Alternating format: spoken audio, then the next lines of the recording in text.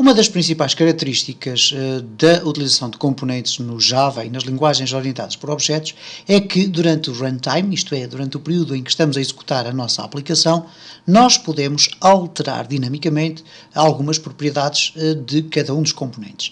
E uma das propriedades fundamentais do JLabel é o seu próprio texto, o seu conteúdo.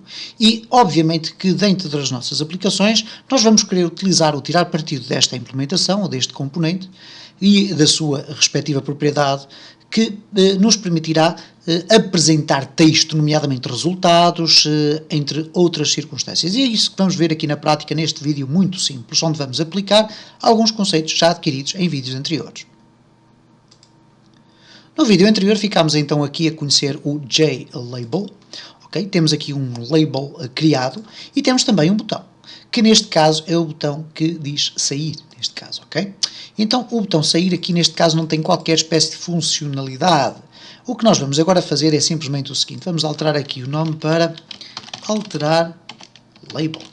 Ora, como estamos aqui a alterar o nome dele, vamos também alterar a sua dimensão. Neste caso vamos colocar aqui um pouco mais largo, 120, e obviamente aqui vamos colocar mais 20 para puxar para trás. Então neste caso não será 120, mas 130. Vamos aqui executar o código, verificar se está tudo arrumadinho como queremos, e cá está, alterar label. Ora, o que vai acontecer agora neste caso é que eu quero adicionar um evento, ok? Um action listener, ou um event listener, como lhe queiram chamar, e que basicamente vai resultar no seguinte: sempre que eu fizer aqui um clique, automaticamente o texto vai ser alterado ali no meu label. Ora, como é que nós vamos fazer isto? É muito simples. Vamos simplesmente ter que colocar em prática os conhecimentos adquiridos já em vídeos anteriores sobre a utilização ou a criação de eventos. Para isso vamos então aqui adicionar um evento, que neste caso será um action listener. E vamos lhe chamar a ele CMD click, ou neste caso CMD click. Ora, este erro que está aqui a aparecer é pelo facto do Action Listener pertencer ao pacote AWT Events, e então vamos aqui clicar e ele automaticamente vai adicionar aqui o event.actionListener. Vamos então aqui neste comando, falta aqui um ponto e vírgula no final, ok? Vamos criar aqui então este Action Listener, e vamos criá-lo antes de o definir aqui no nosso comando. Ora, portanto, o que vamos fazer aqui é o seguinte, vamos criar o evento que permite alterar o conteúdo de label 1.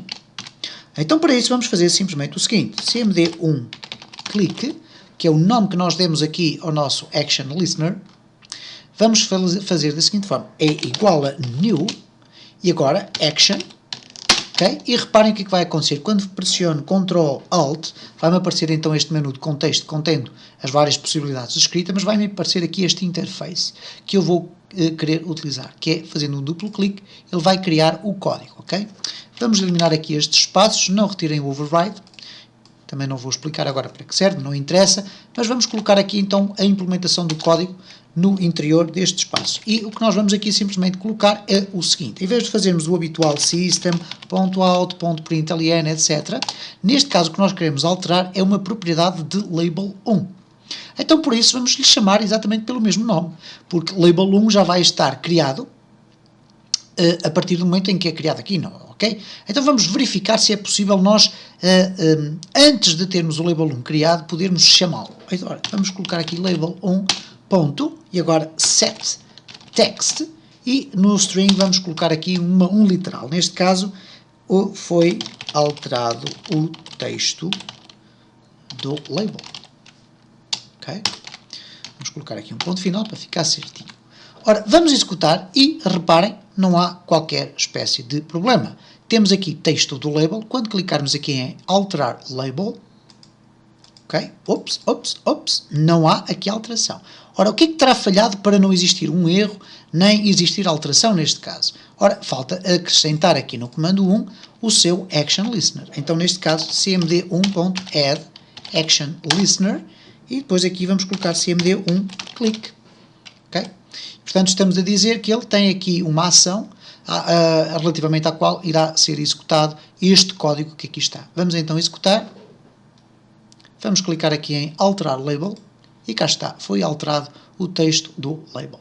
Ok? E quem diz o texto diz a cor. Se eu quiser alterar também a cor, eu posso tirar partido das várias propriedades de label 1. Label 1.set for color, e neste caso for color permite definir qual é a cor do texto.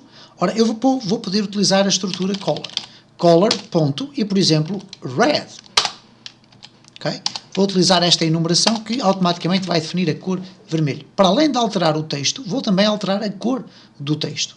Ora, vou executar e reparem o que é que vai acontecer. Eu vou clicar e reparem como foi alterado o texto e também a cor do texto. E finalmente posso inclusive alterar também label 1.set background ou back color e color.black. Okay? Reparem então o que é que vai acontecer aqui no meu label. Eu vou clicar e ele, não alterou a cor de fundo, ok?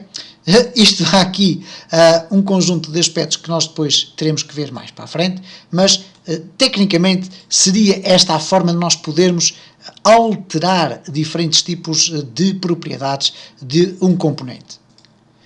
Neste caso concreto, vamos até aqui explicar como é que isto se processa.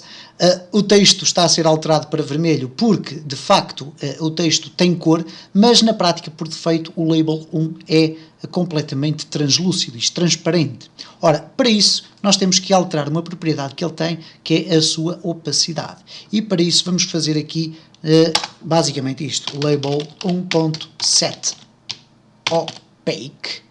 E opaque é do tipo booleano, e neste caso vamos colocar true, porque por defeito ele é false, isto é transparente. Se ao colocarmos aqui a opacidade igual a true, vamos colocar o background do label 1 completamente opaco.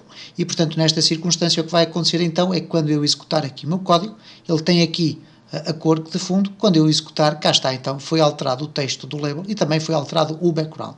Neste caso a cor do background vai-me permitir ver qual foi a dimensão que eu defini para o meu texto. Ora, vamos aqui aumentar o texto do label.